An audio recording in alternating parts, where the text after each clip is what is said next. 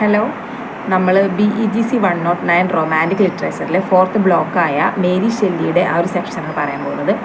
ഈ ഒരു 4th block complete ഈ മേരി ഷെല്ലിയെക്കുറിച്ച് മാത്രമാണ് പറയുന്നത്. മേരി ഷെല്ലിയുടെ വർക്ക്സിനെ കുറിച്ചും മേരി ഷെല്ലിയുടെ പിന്നെ ഫ്രാങ്ക്സ്റ്റീൻ എന്ന വർക്കാണ് നമുക്ക് പഠിക്കാനുള്ളത്. പിന്നെ അവരുടെ ലൈഫും അതേപോലെ പിന്നെ ഈ ഒരു നോവൽ കൈകാര്യം ചെയ്യുന്ന ജെൻഡറും, അതായത് ഈ ഒരു വീഡിയോ നിങ്ങൾ സ്കിപ്പ് ചെയ്യാതെ കണ്ടാൽ ബ്ലോക്ക് 4 കംപ്ലീറ്റ് നിങ്ങൾക്ക് ഏത് ക്വസ്റ്റ്യൻ വന്നാലും എഴുതാൻ പറ്റും. അപ്പോൾ ആദ്യം നമുക്ക് മേരി ഷെല്ലിയെ കുറിച്ചൊന്ന് പറയാം. മേരി കറക്റ്റ് പേര് പറയുകയാണെന്നുണ്ടെങ്കിൽ മേരി വോൾസ്റ്റോൺക്രാഫ്റ്റ് ഷെല്ലി എന്നാണ് പേര്. 1797 UK ലണ്ടനിലാണ് ജനിച്ചത്. പിന്നെ അതിൽ മേരി വോൾസ്റ്റോൺക്രാഫ്റ്റ് എന്ന് പറയുന്നത് മദറിൻ്റെ പേരും ഈ ഷെല്ലി എന്ന് പറയുന്നത് ഹസ്ബൻഡായ പേഴ്സി ബിഷി ഷെല്ലി അവരുടെ ഒരു ഷോർട്ടുമാണ്. അങ്ങനെ ആണ് ഇവരുടെ പേര്. ആക്ച്വലി അവരുടെ പേര് തന്നെ മദറിൻ്റെയും ഹസ്ബൻഡിൻ്റെയും പേര് മിക്സ് ചെയ്തുള്ളൊരു പേരാണ്. അപ്പോൾ നമുക്ക് പിന്നെ മേരി ഷെല്ലി എന്ന് പറയാം. അങ്ങനെ 1797 UK ജനിച്ചവർ. പിന്നെ അവരുടെ ലൈഫിൽ തന്നെ ഒരുപാട് കലാമിറ്റീസ് അവർക്ക് നേരിടേണ്ടി വന്നിട്ടുണ്ട്. അപ്പോൾ അവരെ 1851 മരിക്കുകയും ചെയ്തിട്ടുണ്ട്. 1797 ജനിക്കുകയും 1851 മരിക്കുകയും ചെയ്തിട്ടുണ്ട്. പിന്നെ വേറെയും കുറച്ച് വർക്ക്സൊക്കെ അവർ എഴുതിയിട്ടുണ്ട്. പിന്നെ മെറ്റിൽഡ, അതേപോലെ മിത്തോളജിക്കൽ ഡ്രാമയായ പ്രൊസർപിൻ, ഇതൊക്കെ അവരുടെ മറ്റുള്ള 2 വർക്കുകളാണ്. പിന്നെ അവരെക്കുറിച്ച് പറയുകയാണെന്നുണ്ടെങ്കിൽ അവർ ജനിച്ച സമയത്ത് തന്നെ 1 മാസം കഴിഞ്ഞേക്ക് അവരുടെ മദർ മരിച്ചു. പിന്നീട് ഫാദറായ വില്യം ഗോഡ്വിൻ എന്ന് പറയുന്നത് ഒരു ഫേമസ് ആയിട്ടുള്ള പിന്നെ ഒരു ആൾ തന്നെയാണ് അദ്ദേഹം. അപ്പോൾ അദ്ദേഹം നോവലിസ്റ്റാണ് വില്യം ഗോഡ്വിൻ. അതേപോലെ മദറും ഈ പറഞ്ഞ പോലെ മേരി വോൾസ്റ്റോൺക്രാഫ്റ്റ് എന്ന് പറയുന്ന മദർ ഒരു ഫിലോസഫറും തിങ്കറും അവരൊരു വുമണിന് വേണ്ടിയിട്ട് സംസാരിക്കുന്ന ഒരു ഫെമിനിസ്റ്റും ഉള്ള ഒക്കെ ആളൊക്കെ ആയിരുന്നു അന്നത്തെ കാലത്ത് തന്നെ. അപ്പോൾ അവരും വർക്കൊക്കെ ചെയ്തിട്ടുണ്ട് കേട്ടോ. മദറിൻ്റെ വർക്കാണ് a vindication of the rights of woman എന്ന് പറയുന്നത് മദറിൻ്റെ വർക്കാണ്. അപ്പോൾ ഇങ്ങനെയുള്ള കാര്യങ്ങൾ, അപ്പോൾ ഫാദറും മദറും ഒക്കെ ഈ ഒരു ഫീൽഡിൽ തന്നെ ആയതുകൊണ്ട് സ്വാഭാവികമായിട്ടും മേരി എഴുതുമല്ലോ. പിന്നെ ഹസ്ബൻഡും അതേപോലെ ഒരു റൊമാൻറ്റിക് പോയറ്റായിട്ടുള്ള പേഴ്സി ബിഷി ഷെല്ലിയാണ്. അപ്പോൾ കംപ്ലീറ്റ്ലി ഒരു ലിറ്റററി ബേസ്ഡ് ആയിട്ടുള്ള ഒരു ഫാമിലിയിൽ ജനിച്ച ഒരാളാണ്. പിന്നെ റൊമാൻറ്റിക് പീരീഡ് കാലഘട്ടത്തിൽ ജനിച്ചതാണ്. നമുക്കറിയാം 1800 കാലഘട്ടം എന്ന് പറയുന്നത് റൊമാൻറ്റിക് പീരീഡാണ് UK. അപ്പോൾ പക്ഷേ മേരി ഷെല്ലിയുടെ കഥകൾ, മേരി ഷെല്ലിയുടെ ലൈഫിൽ ഒരുപാട് കലാമിറ്റീസൊക്കെ ഉള്ളതുകൊണ്ടായിരിക്കാം വളരെ ഡിഫറെൻ്റ് ആയിരുന്നു റൊമാൻറ്റിക് പീരീഡിലെ മറ്റുള്ളവരുടെ വർക്കും. Actually this is known as the first scientific fiction എന്ന് പറയുന്ന രീതിയിലുള്ള ഒരു നോവൽ കൂടിയാണിത്. അതായത് കുറേ സയൻസും അതേപോലെ കുറേ ഒരു ഗോത്തിക് ജോണറുള്ള നോവലാണ്. അതൊരു ഭയങ്കര ഒരു ഇമ്പോർട്ടൻറ്റ് പോയിന്റ് ആട്ടോ. ദിസ് ഇസ് എ ഗോത്തിക് ജോണറുള്ള നോവലാണ്. അതായത് ഒരു ഹൊറർ പിന്നെ ജോണറുള്ള നോവലാണിത്. നമ്മൾ പൃഥ്വിരാജിൻ്റെ ഒരു മൂവി കണ്ടിട്ടില്ലേ, അതിൻ്റെ പേര് എനിക്ക് ഓർമ്മയില്ല. പിന്നെ ഒരു കോമറ്റൊക്കെ ഉള്ള, അതിൽ സയൻസും അതേപോലെ ഇതേപോലെയുള്ള അവൻ്റെ കുറച്ച് ഹാലുസിനേഷൻസും അങ്ങനെയൊക്കെ കൂടിയിട്ടുള്ളൊരു, അതിൻ്റെ പേര് എനിക്ക് ഓർമ്മയില്ല. നിങ്ങൾക്ക് അറിയെങ്കിൽ കമൻറ്റ് ചെയ്യണം. അപ്പോൾ ആ ഒരു സിനിമയൊക്കെ പോലെ അങ്ങനെയൊക്കെ മിക്സ്ഡ് ആയിട്ടുള്ള സയൻസും അതേപോലെ ഗോത്തിക് ജെൻഡറും കൂടി മിക്സ്ഡ് ആയിട്ടുള്ള ഒരു നോവലാണിത്. അപ്പോൾ അന്നത്തെ കാലത്ത് ഇങ്ങനൊരു നോവൽ എന്ന് പറയുന്നത് വളരെ എന്താ പറയുക അമേസിങ് ആയിട്ട് തോന്നി. കാരണം അതുകൊണ്ട് തന്നെ ഇത് എഴുതിയ സമയത്ത് തന്നെ മേരി ഇതിൻ്റെ ഓതറുടെ പേരായിട്ട് മേരിയുടെ പേര് വെച്ചിട്ടുണ്ടായിരുന്നില്ല എന്ന് പറയുന്നത്. കാരണം അന്നത്തെ കാലത്തെ ട്രഡീഷനെതിരായിട്ടുള്ളൊരു നോവലായിരുന്നു. മാത്രമല്ല ഇതിൽ പിന്നെ ഒരു ദൈവത്തിന് നിരക്കാത്തൊരു കാര്യം പറയുന്നുണ്ട്. അതായത് ദൈവത്തിനാണ് മനുഷ്യനെ ജീവൻ കൊടുക്കാനുള്ള അവകാശമുള്ളൂ. അത് നമ്മൾ ഇന്നും വിശ്വസിക്കുന്നൊരു കാര്യമാണ്. പക്ഷേ അതല്ലാതെ തന്നെ സയൻസ് വഴി ജീവൻ കൊടുക്കും എന്നുള്ള രീതിയിലൊരു തീം ഇതിൽ വരുന്നുണ്ട്. അതുകൊണ്ട് തന്നെ ആ ഒരു കാലഘട്ടത്തിൽ പിന്നെ കുറച്ചും കൂടി ഒത്തിരി കൺസർവേറ്റീവ് ആയിട്ടുള്ള ആ കാലഘട്ടത്തിൽ അങ്ങനെ ഒരു തീം പറയുമ്പോൾ ഉണ്ടാകുന്ന ഒരു വിഷമമൊക്കെ കാരണം മേരി അന്ന് ഓതറുടെ പേര് കൊടുത്തിരുന്നില്ല എന്നാണ് പറയുന്നത്. പക്ഷെ പിന്നീട് അത് ഭയങ്കര ഫേമസ് ആയി. അപ്പോൾ പിന്നെ അതേപോലെ ദ പ്രൊമിത്തിയസ് എന്നും ഈ ഒരു സ്റ്റോറിയെ പറയുന്നുണ്ട്. പ്രൊമിത്തിയസ് എന്ന് പറയാൻ കാരണം അതിമാനുഷിക എന്നാണ് അതിൻ്റെ അർത്ഥം. അപ്പോൾ പിന്നെ ദൈവം ചെയ്യേണ്ട കാര്യങ്ങൾ മനുഷ്യർ ചെയ്യുമ്പോൾ അവൻ അതിമാനുഷികനാകുന്നു എന്നുള്ള രീതിയിലാണ് ആ ഒരു ടൈറ്റിൽ ഇതിന് വരുന്നത്. അപ്പോൾ ഇത്രയും കാര്യങ്ങളാണ്. പിന്നെ അതേപോലെ മരിച്ചു എന്ന് പറഞ്ഞല്ലോ, അതായത് മദർ ഒരു മാസമായപ്പോൾ തന്നെ മദർ മരിച്ചു.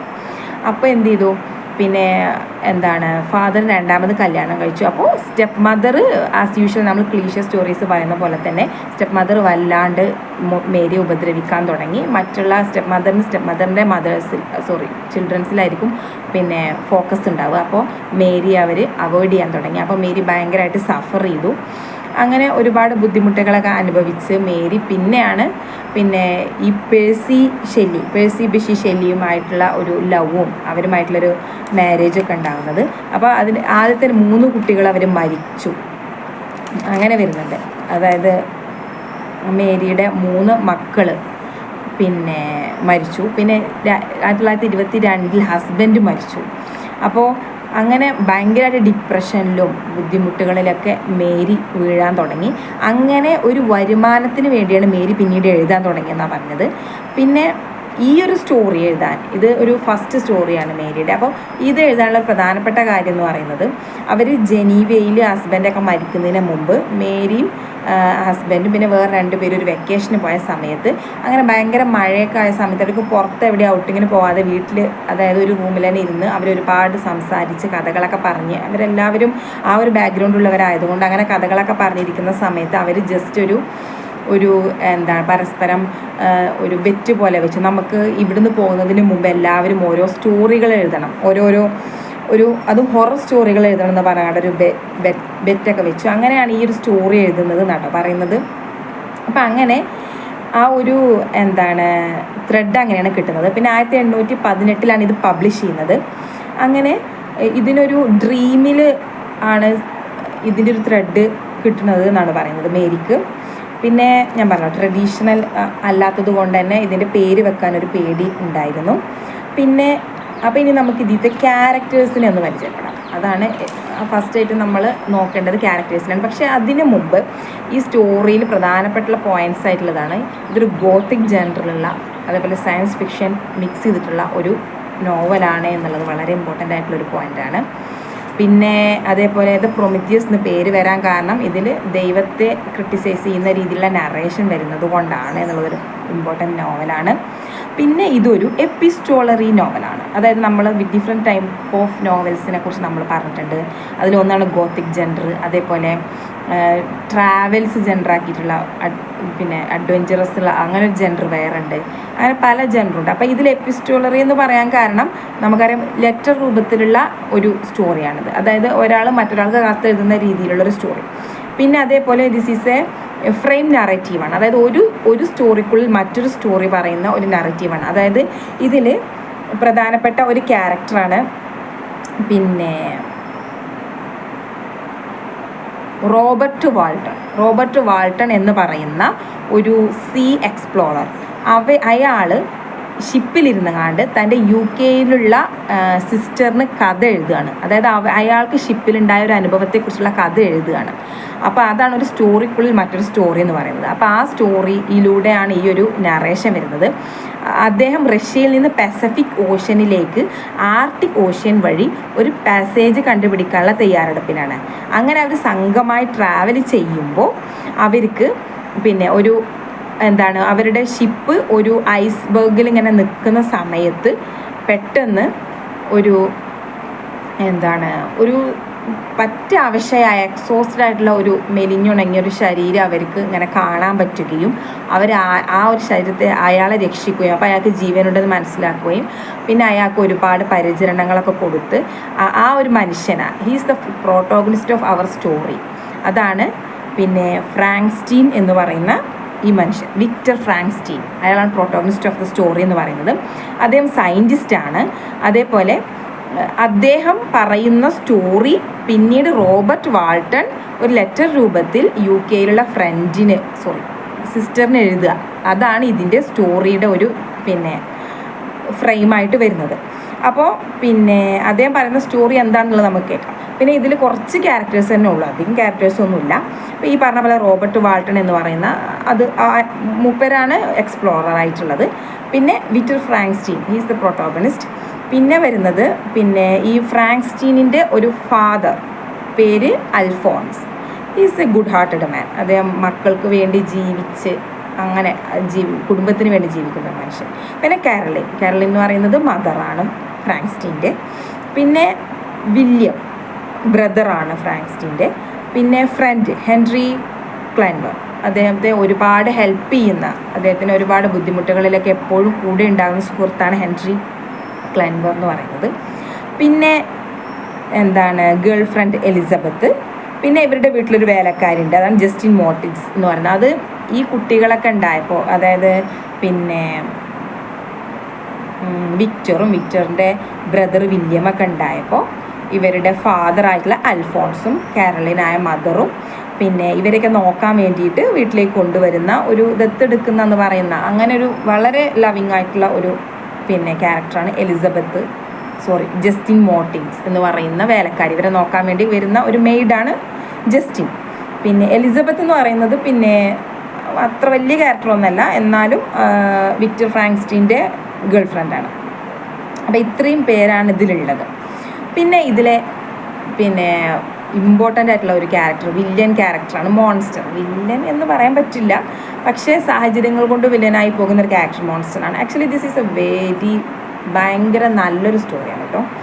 നല്ല ഇൻട്രസ്റ്റിംഗ് ആയിട്ടുള്ള സ്റ്റോറിയാണ്. കാരണം അന്നത്തെ കാലത്ത് ഇങ്ങനൊരു സ്റ്റോറി ഉണ്ടായി എന്ന് പറഞ്ഞപ്പോൾ എനിക്ക് ഭയങ്കര ഇൻട്രസ്റ്റിംഗ് ആയി തോന്നി. ഇത് സ്കിപ്പ് ചെയ്യാതെ കറക്റ്റായിട്ട് കണ്ടോളൂ കേട്ടോ. അപ്പോൾ റോബർട്ട് വാൾട്ടൺ എന്ന് പറയുന്ന എക്സ്പ്ലോറർ പറയുകയാണ് നമ്മളോട് പിന്നെ ഈ സ്റ്റോറി, അതായത് ലെറ്റർ രൂപത്തിലാണ് നമുക്ക് ഈ സ്റ്റോറി എത്തുന്നത്. അപ്പോൾ പിന്നെ ഇനി നമുക്ക് ഫ്രാങ്ക്സ്റ്റീൻ എവിടെയാണ് ജനിക്കുന്നത് നോക്കാം. ഫ്രാങ്ക്സ്റ്റീൻ ജനിക്കുന്നത് സ്വിറ്റ്സർലൻഡിലെ ജനീവയിലാണ് ജനിക്കുന്നത്. അപ്പോൾ അദ്ദേഹം പിന്നെ ഇതിന് നല്ല ഒരു ചൈൽഡ്ഹുഡ് ആയിരുന്നു. കാരണം ഫാദറും മദറും ഒക്കെ വളരെ നല്ല പിന്നെ അഫെക്ഷനേറ്റ് ആയിട്ടുള്ള ആൾക്കാരായിരുന്നു. പിന്നെ അദ്ദേഹത്തിന് നല്ല ഇന്നോവേറ്റീവ് ആയിട്ടുള്ള മൈൻഡ് സെറ്റുള്ള ഒരു ചൈൽഡായിരുന്നു. വളരെ ബ്രേവ് ആയിരുന്നു. എല്ലാ കാര്യങ്ങളും കണ്ടുപിടിക്കാനും അറിയാനും പഠിക്കാനും ഒക്കെ ഉള്ള നല്ലൊരു അങ്ങനെ ഒരു പിന്നെ മൈൻഡ് സെറ്റുള്ള നല്ലൊരു കുട്ടിയായിരുന്നു ഫ്രാങ്ക്സ്റ്റീൻ. ചെറുപ്പത്തിൽ തന്നെ പുതിയ പുതിയ കാര്യങ്ങളെ കണ്ടുപിടിക്കാനുള്ള ഒരു മൈൻഡ് സെറ്റുള്ള കുട്ടിയായിരുന്നു. അങ്ങനെ ആ വീട്ടിലേക്ക് തന്നെ അച്ഛനും അമ്മയും ദത്തെടുത്ത് കൊണ്ടുവരുന്നതാണ് എലിസബത്തിനെ. അതായത് പിന്നീട് ഫ്രാങ്ക്സ്റ്റീൻ കല്യാണം കഴിക്കുന്നതാണ് എലിസബത്ത്. പിന്നെ അവരെ നോക്കാൻ വേണ്ടി കൊണ്ടുവരുന്ന ആളാണ് ഞാൻ പറഞ്ഞത് ജസ്റ്റിൻ. പിന്നെ വിക്ടറിൻ്റെ മാതാവ് അങ്ങനെ പിന്നെയാണ് ഓരോരോ ദുരന്തങ്ങൾ വരുന്നത്. ഫീവർ വന്ന് മരിക്കുകയാണ് ചെയ്യുന്നത്. പിന്നെ വിക്ടറിന് ഫിലോസഫിയും കെമിസ്ട്രിയും ഒക്കെ ഭയങ്കര ഇഷ്ടമായത് കൊണ്ട് തന്നെ ജർമ്മനിയിലൊരു യൂണിവേഴ്സിറ്റിയിൽ ജോയിൻ ചെയ്തു.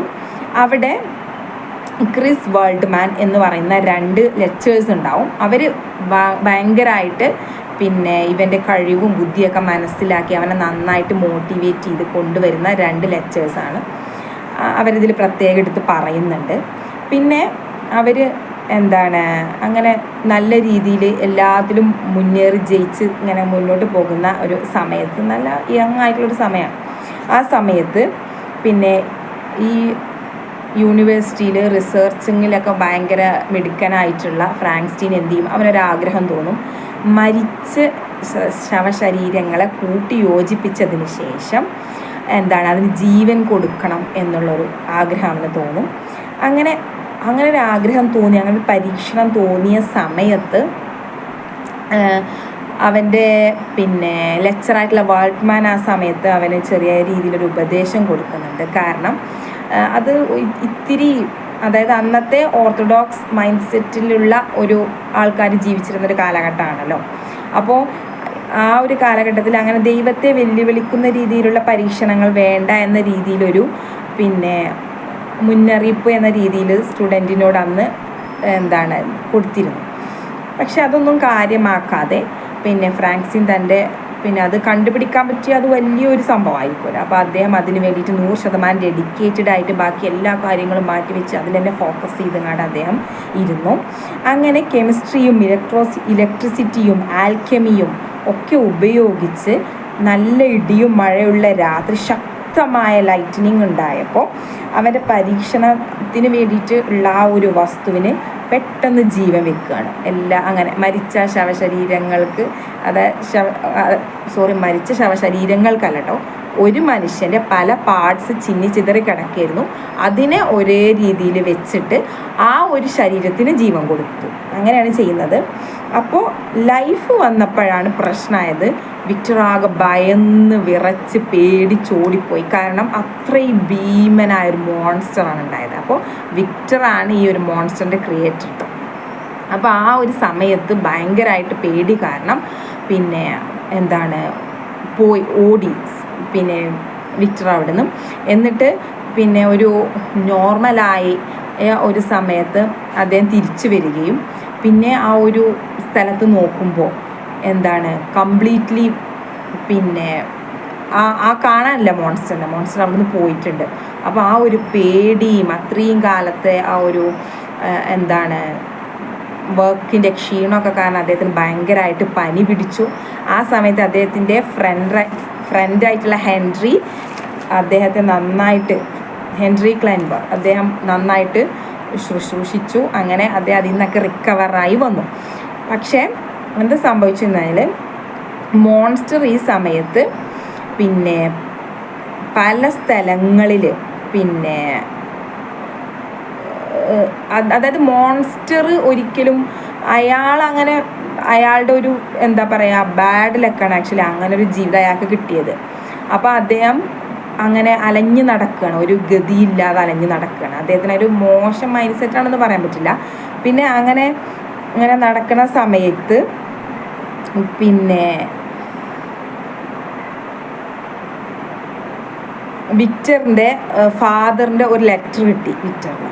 അപ്പോൾ നോക്കുമ്പോൾ എന്താണെന്ന് വെച്ച് കഴിഞ്ഞാൽ ബ്രദറായ വില്യമിനെ ആരോ കഴുത്ത് നെരിച്ചു കൊന്നിരിക്കുന്നു എന്ന് പറഞ്ഞാണ് ലെറ്റർ. അപ്പോൾ വിക്ടറിന് മനസ്സിലായി ഇതിന് ഉത്തരവാദി പിന്നെ എന്താണ് മോൺസ്റ്ററാണ് എന്ന് മനസ്സിലാവുകയും വിക്ടർ പിന്നെ വീട്ടിലേക്ക് തിരിച്ചു ചെന്നപ്പോഴേക്കും അവിടെ രണ്ടാനം എന്ന് പറയാം. കാരണം അവരെ നോക്കി വളർത്തിയ അവരുടെ ആ ഒരു അമ്മ ഉണ്ടല്ലോ, പിന്നെ എന്താ അവരുടെ പേര്, ജസ്റ്റിൻ മോർട്ടിസ്, അവരുടെ വീട്ടിലെ മെയ്ഡിനെ അറസ്റ്റ് ചെയ്തിട്ടുണ്ടാവും. അതായത് ഈ മോൻ്റെ വില്യമിൻ്റെ മരണത്തിന് ഉത്തരവാദി ഇവരാണെന്ന് പറഞ്ഞിട്ട്. അപ്പോൾ ആ സമയത്ത് എന്താണ് പോലീസ് അവരെ കൊണ്ടുപോവുകയും അതേപോലെ തൂക്കിക്കൊല്ലുകയും ചെയ്തു. അപ്പോൾ വിക്ടറിന് മനസ്സിലായ 2 മരണത്തിന് ഉത്തരവാദി താനാണെന്ന് വിക്ടറിൻ്റെ ഉള്ളിലുണ്ട് കേട്ടോ. അപ്പോൾ ഒരു ഗിൽറ്റി ഫീലിംഗ് വരാൻ തുടങ്ങി വിക്ടറിന്. പിന്നെ ആ സമയത്ത് ഈ മോൺസ്റ്ററിനെ കുറച്ച് കാര്യങ്ങൾ പറയാം. മോൺസ്റ്റർ അവിടെ നിന്ന് രക്ഷപ്പെട്ടു. പിന്നെ മോൺസ്റ്ററിന് മനസ്സിലായി ആരെ മീറ്റ് ചെയ്താൽ അവരൊക്കെ ഭയങ്കരമായിട്ട് പേടിച്ച് വിറക്കുന്നു, അതേപോലെ പലരും ഉപദ്രവിക്കാൻ ശ്രമിക്കുന്നു, കല്ലെടുത്തെറിയുന്നു. അപ്പോൾ എന്താണ് എല്ലാവരും എന്നോട് ഇങ്ങനെ ചെയ്യുന്നതെന്നുള്ളതൊരു ഐഡിയ മോൺസ്റ്ററിനില്ല. അപ്പോൾ മോൺസ്റ്റർ കുറേ അപ്പുറത്ത് ഒരു കോട്ടേജിൽ പോയിങ്ങാണ്ട് താമസിക്കാൻ തുടങ്ങി. അങ്ങനെ ആ ഒരു കോട്ടേജിൻ്റെ ബാക്കിലൊരു ഷെഡിൽ ഇങ്ങനെ താമസിച്ചു. അപ്പോൾ ആ ഒരു വീട്ടിലുണ്ടായിരുന്നത് ഒരു കണ്ണ് കാണാത്തൊരു മനുഷ്യനും പിന്നെ അദ്ദേഹത്തിൻ്റെ കൂടെ തന്നെ അപ്പോൾ ആ ഒരു വീട്ടിലുണ്ടായിരുന്ന കുറച്ച് ആൾക്കാരെ പരിചയപ്പെടാനുണ്ട് കേട്ടോ. ഡി ലാസി എന്ന് പറയുന്ന ഒരു പേർഷ്യൻ ബ്ലൈൻഡ് പെസൻ്റാണ് അവിടെ ജീവിച്ചുകൊണ്ടിരുന്നത്. അവരുടെ വീട്ടിൽ പിന്നെ അദ്ദേഹം ബ്ലൈൻഡാണ്. പിന്നെ ഒരു മോനുണ്ട്, മോൻ്റെ പേര് ഫെലിക്സ്. പിന്നെ മോളുണ്ട് അഗർത്ത. പിന്നെ സഫി എന്ന് പറയുന്ന ഈ ഫെലിക്സിൻ്റെ ഗേൾഫ്രണ്ടും. അപ്പോൾ പേർഷ്യൻ ആയതുകൊണ്ട് തന്നെ അവർ അറബിക് ലാംഗ്വേജ് സംസാരിക്കുന്നവരാണ്. അപ്പോൾ ഈ ഫെലിക്സ് പിന്നെ സഫിനെ അറബിക് ലാംഗ്വേജ് ഇംഗ്ലീഷ് ലാംഗ്വേജ് പഠിപ്പിക്കുന്നുണ്ട്. അപ്പോൾ ഇതൊക്കെ കേൾക്കുന്നുണ്ട് ഈ ഒരു വീടിൻ്റെ ബാക്കിൽ നിന്ന് കണ്ടിട്ടോ മോൺസ്റ്റർ. അപ്പോൾ അതേപോലെ തന്നെ അതിൻ്റെ ഉള്ളിലിരിക്കുന്ന പിന്നെ മറ്റുള്ള ഇവരൊക്കെ ഈ പറയുന്ന സഫിയും അഗർത്തയും ഫെലിക്സൊക്കെ ഇടയ്ക്കൊക്കെ ഇവനെ കണ്ടിട്ട് പേടിക്കുകയും പലപ്പോഴും പല രീതിയിൽ ആട്ടിയടക്കാൻ ശ്രമിക്കുകയൊക്കെ ചെയ്തിട്ടുണ്ട്. കാരണം അവർക്കൊക്കെ കണ്ടു കാണുമല്ലോ. അപ്പോൾ അവരൊക്കെ പോകുന്ന സമയത്ത് ഈ ഒരു ബ്ലൈൻഡ് ആയിട്ടുള്ള ആളുടെ കൂടെ ഇവൻ ഒരുപാട് സമയം ചെലവഴിക്കും. അപ്പോൾ ആ മനുഷ്യന് ഇയാളെ കാണാൻ പറ്റില്ല. അതുകൊണ്ട് തന്നെ അവർ തമ്മിൽ നല്ലൊരു ബോണ്ട് ഉണ്ടാവും അവർ തമ്മിൽ. കാരണം ആ മനുഷ്യൻ ഭയങ്കര സ്നേഹമുള്ള ഒരാളേക്കാരം. അപ്പോൾ ആ വീട്ടിൽ പരസ്പര സ്നേഹം അങ്ങനെയുള്ളൊരു അറ്റ്മോസ്ഫിയർ കണ്ടിട്ട് അങ്ങനെയാണ് ജീവിക്കേണ്ടത് എന്നൊരു ആഗ്രഹം ഉണ്ടാവും മോൺസ്റ്ററിന്. അതായത് മോൺസ്റ്ററിന് അയാളൊരു ജീവിയാണെന്നല്ലാതെ അയാൾക്ക് സംസാരിക്കാനോ അയാൾക്ക് എന്തെങ്കിലും വായിക്കാനോ അല്ലെങ്കിൽ അയാൾക്കൊന്നും അറിയില്ല. അതാണ് വിഷയം. അയാൾക്ക് ഇമോഷൻസിൻ്റെയൊക്കെ അർത്ഥങ്ങളൊന്നും അയാൾക്ക് അറിയില്ല. അപ്പോൾ അയാൾ ഇതെല്ലാം ഈ ഒരു ഫാമിലിനെ കണ്ട് അയാൾ പഠിക്കുകയാണ്. അപ്പോൾ ഈ ഒരു ഫെലിക്സ് പിന്നെ സഫി എന്ന കുട്ടീനെ ഇംഗ്ലീഷ് പഠിപ്പിക്കുന്നതിലൂടെയൊക്കെ ഇയാൾ വാക്കുകളും അതേപോലെ ഓരോ ലാംഗ്വേജൊക്കെ ഇയാൾ പഠിക്കുകയാണ്. അതേപോലെ സ്നേഹം എന്താണെന്ന് അവർ തമ്മിലുള്ള ആ ഒരു ബോണ്ടിങ്ങിലൂടെ ഇയാൾക്ക് കാണുമ്പോൾ അയാൾക്ക് മനസ്സിലാവുന്നു. അപ്പോൾ അയാൾക്ക് അങ്ങനെയൊക്കെ ജീവിക്കാൻ ആഗ്രഹം തോന്നുകയൊക്കെ ചെയ്യണം. അപ്പോൾ ഒരു ദിവസം പിന്നെ എല്ലാവരും പോയ സമയത്ത് പിന്നെ ഈ ബ്ലൈൻഡ് ആയിട്ടുള്ള ആളുടെ കൂടെ ഇയാൾ ടൈം സ്പെൻഡ് ചെയ്യുമ്പോൾ പെട്ടെന്ന് ഇവർ ആ വീട്ടിലെ മറ്റുള്ളവർ വന്നുകാണ്ട് ഇയാളെ പിന്നെ ഈ ഒരു ബ്ലൈൻഡ് ആയിട്ടുള്ള ആളെ ഇയാൾ ഉപദ്രവിക്കുകയാണെന്ന് കരുതിയിട്ട് ഇയാളെ ഭയങ്കരമായിട്ട് ആട്ടി അകറ്റും അവിടെ പിന്നെ ജീവിക്കാൻ സമ്മതിക്കാത്ത രീതിയിൽ പുറത്തു പോവേണ്ടി വരികയാണ് നമ്മുടെ മോൺസ്റ്ററിന്. അപ്പോൾ മോൺസ്റ്ററിന് ഭയങ്കര വിഷമാവുകയാണ്. കാരണം ഭയങ്കര വിഷമം വരും ചെയ്യും. തന്നെ ക്രിയേറ്റ് ചെയ്ത ആളോട് ഭയങ്കരമായ ഒരു വെറുപ്പ് ഇയാൾക്ക് ഫീൽ ചെയ്യും. അങ്ങനെ ഇയാൾ എന്ത് ചെയ്യും, പിന്നെ എന്താണ് എങ്ങനെയെങ്കിലും വീണ്ടും അവരെയൊക്കെ കൊല്ലണം എന്നൊക്കെയുള്ളൊരു ചിന്ത ഇയാളിലേക്ക് വരികയാണ് ചെയ്യുന്നത്. പിന്നെ അങ്ങനെ ഇയാൾ അവിടുന്ന് പോവും. പിന്നെ ഇയാൾ അങ്ങനെ പോയ സമയത്ത് ഒരു കാട്ടിൽ വെച്ചിട്ട് പിന്നെ ഈ നമ്മുടെ നായകനായ വിക്ടർ ഫ്രാങ്ക്സ്റ്റീൻ്റെ എന്താണ് കാര്യങ്ങൾ, അയാളുടെ ഒരു ഓവർകോട്ട്, അതേപോലെ അയാളുടെ പോക്കറ്റിലുള്ള കുറച്ച് നോട്ട്സും കാര്യങ്ങളൊക്കെ ഇയാൾക്ക് കിട്ടുകയാണ്. അപ്പോൾ അങ്ങനെ കിട്ടുമ്പോൾ അതുപയോഗിച്ചുകൊണ്ട് ഇദ്ദേഹത്തെ കണ്ടെത്തുകയും ഇതാണ് എൻ്റെ ക്രിയേറ്റർ എന്ന് മനസ്സിലാവുകയും അങ്ങനെ പിന്നെ ഈ മനുഷ്യനെ കണ്ട് ഈ മോൺസ്റ്ററും പിന്നെ വിക്ടറും തമ്മിൽ ഒരു ഒഴിഞ്ഞ സ്ഥലത്ത് പരസ്പരം കാണുകയാണ് ചെയ്യുന്നത്. എന്നിട്ട് അപ്പോൾ മോൺസ്റ്റർ എന്ത് ചെയ്യും, വിക്ടറിനോട് പറയും, നീയാണ് എൻ്റെ ക്രിയേറ്റർ എന്നൊക്കെ എനിക്ക് മനസ്സിലായിട്ടുണ്ട്. അപ്പോൾ പിന്നെ എന്നെ നീ ക്രിയേറ്റ് ചെയ്ത പോലെ തന്നെ എനിക്കൊരു പാർട്ട്ണറെ കൂടി, ഒരു ഫീമെയിൽ പാർട്ട്ണറെ കൂടി നീ എനിക്ക് ക്രിയേറ്റ് ചെയ്ത് തരണം. എന്നാൽ ഞങ്ങൾ നിന്നെ ഒരിക്കലും ശല്യപ്പെടുത്താതെ ദൂരെയുള്ള ഒരു സൗത്ത് അമേരിക്കയിലേക്കുള്ള വൈൽഡ് ലൈഫ് ആ ഒരു ഏരിയയിലോട്ട് ഞങ്ങൾ പൊക്കോളാം. പിന്നെ ഇവിടെ ആരെയും ഞങ്ങൾ വിഷമിപ്പിക്കാനൊന്നിനും വരില്ല, ഞാനും ആരെയും ഉപദ്രവിക്കാൻ വരില്ല. അതുകൊണ്ട് നീ ഇത് ചെയ്ത് തന്നേ പറ്റൂ എന്ന് പറഞ്ഞുകൊണ്ട് റിക്വസ്റ്റ് ചെയ്യും. അപ്പോൾ അതല്ല, ഈ റിക്വസ്റ്റ് സ്വീകരിച്ചിട്ടില്ല എങ്കിൽ നിങ്ങളുടെ മറ്റുള്ള എല്ലാവരെയും ഇനിയും ഞാൻ കൊല്ലുമെന്ന് പറയും.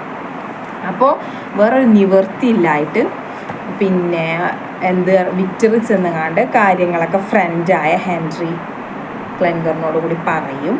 അങ്ങനെ കാര്യങ്ങളൊക്കെ പറഞ്ഞിട്ട് പിന്നെ അവർ ഒരു UK ഒരു സ്ഥലത്ത് ഇങ്ങനെ പിന്നെ ഇയാൾക്ക് വേണ്ടിയിട്ടൊരു പിന്നെ റിസർച്ച് ചെയ്തുകൊണ്ടിരിക്കുകയാണ്. ഇനി ഒന്നും ഉണ്ടാക്കിയല്ലോ, ഒരു മോൺസ്റ്ററിനെ ഉണ്ടാക്കിയ പോലെ തന്നെ ഒരു ഫീമെയിൽ മോൺസ്റ്റർ ഉണ്ടാക്കാൻ വേണ്ടി ഇങ്ങനെ ചെയ്തുകൊണ്ടിരിക്കുകയാണ്. പക്ഷെ അത് ചെയ്തുകൊണ്ടിരിക്കുമ്പോൾ തന്നെ വിക്ടറിൻ്റെ ഉള്ളിൽ ചിന്ത വരികയാണ്, ഇനി ഞാനിത് ഇനിയും റിപ്പീറ്റ് ചെയ്തില്ല, ഒരു തെറ്റ് എന്തായാലും പറ്റി, ഇനി ഇത് റിപ്പീറ്റ് ചെയ്ത് കഴിഞ്ഞാൽ ഇങ്ങനെ ഒരുപാട് എവിൾസ്, ഇതുപോലെ എവിൾ മൈൻഡ് സെറ്റുള്ള അവരിലൂടെ ഒരുപാട് തലമുറകൾ ഇവിടെ ഉണ്ടാവുകയും എല്ലാതും പിന്നെ ഇവിടെ ആകെ കൊളാപ്സ് ആകാൻ പോകുന്ന രീതിയിലുള്ള അവസ്ഥകൾ ഇവിടെ ഉണ്ടാകും. അപ്പോൾ അങ്ങനെ ഒരു സിറ്റുവേഷൻ ഉണ്ടാവാതിരിക്കാൻ എന്ത് വന്നാലും ഇത് ഞാൻ ചെയ്യാൻ പാടില്ല എന്ന രീതിയിൽ ഇയാൾ എന്ത് ചെയ്യും, ഒരു അൺഫിനിഷ്ഡ് ഒരു വേർഷനിൽ നിൽക്കുന്ന ഫീമെയിൽ മോൺസ്റ്ററെ അതിന് ജീവൻ കൊടുക്കുന്ന ആ ഒരു അവസ്ഥയ്ക്കൊന്നും എത്തിയിട്ടില്ല. അതിന് മുമ്പ് തന്നെ കംപ്ലീറ്റ്ലി ബേൺ ചെയ്തുകൊണ്ട് ആ ഒരു ശരീരത്തിനെ ഒരു സീല് കൊണ്ട് ഡംപ് ചെയ്യാൻ വേണ്ടിങ്ങാണ്ട് പിന്നെ ഹെൻറിയും അതേപോലെ വിക്ടർ ഫ്രാങ്ക്സ്റ്റീനും ഒരു ബോട്ട് എടുത്തങ്ങാണ്ട് ഒരു സീയിലേക്ക് പോവുകയാണ് ചെയ്യുന്നത്. അപ്പോൾ പിന്നെ ഇതൊക്കെ കാണുന്നുണ്ട് കേട്ടോ, നമ്മുടെ ഇയാൾ കാണുന്നുണ്ട്, ഈ മോൺസ്റ്റർ ഇതെല്ലാം കാണുന്നുണ്ട്. മോൺസ്റ്റർ പറയും, ഇനി ചെയ്തതിൻ്റെ ഒരു ആഫ്റ്റർമാത്ത് നീ അനുഭവിക്കാൻ പോകുന്നേ ഉള്ളൂ. നിൻ്റെ കല്യാണത്തിൻ്റെ, അതായത് ഇത് കഴിഞ്ഞിട്ട് കല്യാണം കഴിക്കാൻ നിൽക്കുകയാണ് വിക്ടർ. എലിസബത്തിനെ കല്യാണം കഴിക്കാൻ ഇത് കഴിഞ്ഞിട്ട് ജനീവയിൽ പോയി കല്യാണം കഴിക്കാൻ വേണ്ടി നിൽക്കുകയാണ്. അപ്പോൾ നിൻ്റെ കല്യാണത്തിൻ്റെ അന്ന് രാത്രി നിൻ്റെ കൂടെ ഞാൻ കാണൂട്ടോ എന്ന് വാൺ ചെയ്യുന്നുണ്ട്. പക്ഷേ അപ്പോൾ അതിനേക്കാളൊക്കെ വലിയൊരു കാര്യമാണ്, കാരണം ഇനിയുള്ള ഒരു സൊസൈറ്റി തന്നെ ഇല്ലാതാവാൻ രീതിയിലേക്ക് ഈ മോൺസ്റ്റർമാരുണ്ടാകുന്നതിനേക്കാളും നല്ലത് അത് നശിപ്പിക്കുകയാണല്ലോ ചെയ്യുന്നത് നല്ലത്. അപ്പോൾ അങ്ങനെ ആ ഒരു വീണ്ടും അയാൾ അതന്നെ ചെയ്യും. അയാൾ സീല് പോയി ഡംപ് ചെയ്യാൻ വേണ്ടി നിൽക്കുകയാണ്. അപ്പോൾ ഒപ്പം ഹെൻറിയും പോവും. പക്ഷേ അതൊക്കെ ചെയ്ത് കഴിയുമ്പോൾ അവിടെ ഭയങ്കരമായിട്ട് കാറ്റുണ്ടാകുമ്പോൾ ഇവരെ കൺട്രോളിൽ നിൽക്കാതെ ആ ബോട്ട് എവിടേക്കോ പോയി, ഏതോ ഒരു തീരത്ത് പോയിങ്ങാണ്ട്, അയർലൻഡിൽ എവിടെയോ പോയിങ്ങാണ്ടാണ് പിന്നെ അത് നിൽക്കുന്നത്. പിന്നെ പക്ഷെ അപ്പോഴേക്കും ഹെൻറി മരിച്ചിട്ടുണ്ടാവും. അപ്പോൾ ഹെൻറി മരിച്ചപ്പോൾ എന്ത് ചെയ്യും, പിന്നെ പോലീസ് അറസ്റ്റ് ചെയ്യും. അതായത് ഇവർ കൊന്നിക്കുകയാണെന്നും പറഞ്ഞങ്ങാണ്ട് പിന്നെ വിക്ടർ അങ്ങനെ അറസ്റ്റ് ചെയ്തങ്ങാണ്ട് പിന്നെ ലോക്കപ്പിലാക്കും. പക്ഷേ അദ്ദേഹത്തിൻ്റെ പ്രൊഫസറായ വാൾഡ്മാൻ ഒക്കെ വന്നങ്ങാണ്ട് അദ്ദേഹത്തെ രക്ഷിക്കും. പിന്നെ അദ്ദേഹം അല്ല പിന്നെ കുറ്റം ചെയ്തത് എന്ന് തെളിയിച്ച് ഇംപ്രിസണിൽ ആക്കും. പിന്നെ എന്താണ്, അപ്പോൾ അത് കഴിഞ്ഞിട്ട് അവിടുന്ന് ഇറങ്ങും. അതായത് പിന്നെ ഓൾറെഡി ജയിലിൽ നിന്ന് പോന്നല്ലോ, പിന്നെ കല്യാണം കഴിക്കാൻ വേണ്ടി പോവുകയാണ്. പിന്നെ കല്യാണം കഴിക്കാൻ വേണ്ടി പോകുമ്പോൾ പിന്നെ അവിടെ കല്യാണം കഴിഞ്ഞ് വരാതിരിക്കാനുള്ള ഒരുപാട്, അതായത് എങ്ങനെയും അവിടേക്ക് വരരുത് പിന്നെ ഈ മോൺസ്റ്റർ എന്ന് കരുതി പല കാര്യങ്ങളും ചെയ്യുന്നുണ്ട് വിക്ടർ. പക്ഷെ അതിനൊക്കെ മറികടന്ന് അയാൾ വരികയും അന്ന് രാത്രി വന്ന് നമ്മളെ പിന്നെ വധുവിനെ എലിസബത്തിനെ കഴുത്ത് നെരിച്ച് കൊല്ലും. അപ്പം ഇത് കണ്ട വിക്ടർ എന്ത് ചെയ്യുമെന്നറിയോ, പിന്നെ ഒരു തോക്കെടുത്തുകൊണ്ട് മോൺസ്റ്ററെ വെടിവെക്കാൻ നോക്കും. പക്ഷെ മോൺസ്റ്റർ അവിടുന്ന് പെട്ടെന്ന് തന്നെ അപ്രത്യക്ഷമാവും. ഇതൊക്കെ കണ്ടിട്ട് പിന്നെ വിക്ടറിൻ്റെ ഫാദറായ അൽഫോൺസിന്, അദ്ദേഹം ഓൾറെഡി ഏജ്ഡാണ്. പിന്നെ ഒരുപാട് എന്താ പറയുക, അവരുടെ ഫാമിലിയിൽ ഇങ്ങനെ ദുരന്തങ്ങളുടെ ഘോഷയാത്ര ആയതുകൊണ്ട് തന്നെ ഓൾറെഡി അയാൾ പിന്നെ ഭയങ്കരമായിട്ട് വീക്കായിട്ടുണ്ടായിരുന്നു. അങ്ങനെ അദ്ദേഹം മരിക്കുകയാണ് ചെയ്യുന്നത്. അപ്പോൾ അങ്ങനെ ഇനി വിക്ടറിന് ആരുമില്ല. ഇനി വിക്ടറിൻ്റെ മുന്നിൽ ഒറ്റൊരു കാര്യമുള്ളൂ, ഇനി ആ മോൺസ്റ്ററിനെ കൊല്ലുക എന്നൊറ്റൊരു കാര്യമുള്ളൂ. അപ്പോൾ അങ്ങനെ അതിന് വേണ്ടിയിട്ട് മോൺസ്റ്ററിനെ കൊല്ലാൻ വേണ്ടിയിട്ട് പിന്നെ വിക്ടർ ഫ്രാങ്ക്സ്റ്റീൻ അങ്ങനെ പിന്നെ നടന്നുകൊണ്ടിരിക്കുകയാണ്. പല സ്ഥലങ്ങളിലൂടെ അങ്ങനെ നടന്ന് അങ്ങനെയാണ് ഈ ഒരു അവസ്ഥയിൽ പിന്നെ ഈ മഞ്ഞുമലകളിൽ ഇങ്ങനെ അവശനായ അദ്ദേഹം എത്തുന്നത്. അപ്പോൾ അങ്ങനെ ഇവർ ബോട്ടിലേക്ക് കൊണ്ടുവന്ന് അത് ഈ കഥകളൊക്കെ പറഞ്ഞു കഴിഞ്ഞു. പിന്നെ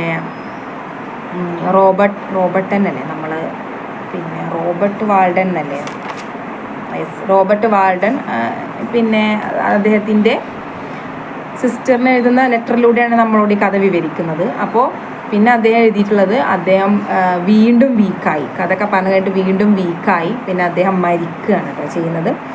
അങ്ങനെ മരിക്കണതിന് മുമ്പ് ഒരു വാക്ക് പറയുന്നുണ്ട്, seek happiness in tranquillity and avoid ambition. അതായത് ഒരു ഹാപ്പിനെസ് സമാധാനത്തിൽ കണ്ടെത്താൻ ശ്രമിക്കണം. സമാധാനം, അതായത് ഓവറായിട്ടുള്ള അംബീഷൻ എന്ന് പറയുന്നത് നമ്മളെ നാശത്തിലേക്ക് എത്തിക്കും. അദ്ദേഹത്തിന് ഭയങ്കരമായിട്ടുള്ള അംബീഷനായിരുന്നു, ഒരുപാട് കണ്ടുപിടുത്തങ്ങൾ, അതേപോലെ ദൈവത്തിനും അപ്പുറം അതിമാനുഷികമായ ഒരു അവസ്ഥയിലേക്ക് ഉയരണം എന്ന രീതിയിലുള്ള ഒരു അംബീഷൻ നമുക്കുണ്ടായാൽ ഇങ്ങനെ ഒരു അവസ്ഥയിലേക്ക് നമ്മൾ പോകും എന്ന് പറയുകയാണ് ചെയ്യുന്നത് കേട്ടോ. മാനുഷികനായ ഒരു അവസ്ഥയിലേക്ക് നമ്മൾ പോകണം എന്ന് ആഗ്രഹിക്കുന്നത് തെറ്റാണ് എന്ന ഒരു സന്ദേശം ശരിക്കും മേരി ഷെല്ലി ഈ ഒരു സ്റ്റോറിയിൽ കൂടെ നമുക്ക് നൽകുന്നുമുണ്ട് കേട്ടോ. പിന്നെ ഇദ്ദേഹം മരിച്ച് കഴിഞ്ഞിട്ട് ഒരു ഇൻസിഡൻറ്റ് കൂടിയുണ്ട്. നമ്മുടെ മോൺസ്റ്റർ വന്നിട്ട് ഇത് കണ്ടിട്ട് ഭയങ്കരമായിട്ട് കരയും ആ ഷിപ്പിലേക്ക് വന്നിട്ട്. അതായത് പിന്നെ താൻ കാരണമാണല്ലോ ഇത്രയും കാര്യങ്ങളൊക്കെ ഉണ്ടായത് എന്നുള്ളൊരു സങ്കടം കാരണം ആ മനുഷ്യൻ കരയാണ് ചെയ്യുന്നത്. മനുഷ്യൻ തന്നെ പറയണം അല്ലേ, ഒരു മനുഷ്യൻ പുനർജീവിച്ചപ്പോൾ അങ്ങനെ ആയി മാറിയതാണല്ലോ. അയാളുടെ രൂപം മാത്രമാണ് ഒരു മോൺസ്റ്റർ അല്ലേ.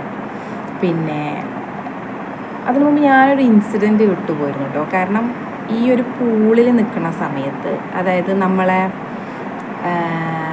ആ ഒരു വീട്ടിൽ താമസിച്ചില്ലേ, ആ ഒരു സമയത്ത് എന്താണ് അവരുടെ ആ ഒരു സ്നേഹവും കരുതലൊക്കെ കണ്ടു എന്ന് പറഞ്ഞില്ലേ, ആ സമയത്ത് ഒരു പൂളിൽ നോക്കുമ്പോൾ ഇയാളുടെ സ്വന്തം മുഖം ഇയാൾ കണ്ടിട്ട് ഭയങ്കരമായിട്ട് പേടിക്കുന്നുണ്ട് ആ മുഖം കണ്ടിട്ട്. കാരണം വെറുതെ എല്ലാ ആൾക്കാർ ഇന്നെത്രത്തോളം ഭയപ്പെടുന്നത് എന്നുള്ളൊരു ചിന്ത അയാൾക്ക് തന്നെ വരുന്നുണ്ട്. കാരണം എന്തൊരു എന്താണ് ഹൊറിബിളായിട്ടുള്ള ഒരു പിന്നെ പിക്ചറാണ് എൻ്റെത് എന്നുള്ള ഒരു പിന്നെ റിഫ്ലക്ഷനാണ് എൻ്റെ എന്നുള്ളൊരു തിരിച്ചറിവ് മോൺസ്റ്ററിന് അവിടെ ഉണ്ടാവുന്നുണ്ട്.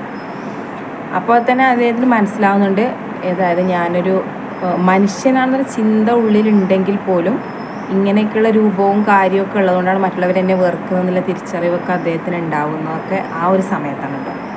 അപ്പോൾ ഈ അവസരത്തിൽ ഇദ്ദേഹം മരിച്ചപ്പോൾ അദ്ദേഹത്തിൻ്റെ ഉള്ളിലുള്ള ഒരു ഹ്യൂമാനിറ്റി കാണുകയാണ്, ഞാൻ കാരണം ഇതൊക്കെ സംഭവിച്ചു. പക്ഷേ അദ്ദേഹം അപ്പം തന്നെ പറയുന്നുണ്ട്, ഞാൻ കാരണമാണ് സംഭവിച്ചതെങ്കിലും ഇതിനൊക്കെ ഉത്തരവാദി ആവുന്നത് ഈ ഒരു ആൾ തന്നെയാണ്. കാരണം പിന്നെ ഫ്രാങ്ക്സ്റ്റീൻ തന്നെയാണ്. കാരണം എൻ്റെ കുഴിമാടത്തിലിരുന്ന എന്നെയാണ് അദ്ദേഹം ഈ ഒരു രൂപത്തിലേക്ക് വീണ്ടും പിന്നെ പുനർജീവനം നൽകിയത് എന്നുള്ള കാര്യം. അപ്പോൾ അങ്ങനെ സ്വയം കുഴിമാടത്തിൽ പോയി എറിയപ്പെടുകയാണ്. അപ്പോൾ അത് സ്വയം അതിലേക്ക് തന്നെ തിരിച്ച് മടങ്ങുകയാണ് പിന്നീട് മോൺസ്റ്റർ ചെയ്യുന്നത്.